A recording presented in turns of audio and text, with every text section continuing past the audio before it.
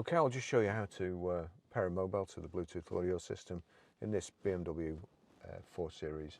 So first of all, we're making sure that Bluetooth is on like so, and then we're watching out at the bottom. But here we go to menu, and actually there's just there's what's it called on here, just to make it more difficult they call it COM, not telephone, but it's come on to manage mobile devices. So if I click on there, it's connect new device, and you've got telephone and Bluetooth audio.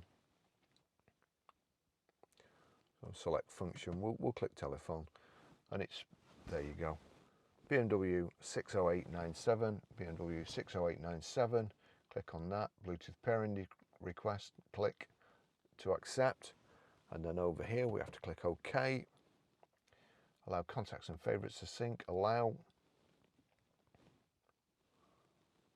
and there you go, BMW 60897 is connected,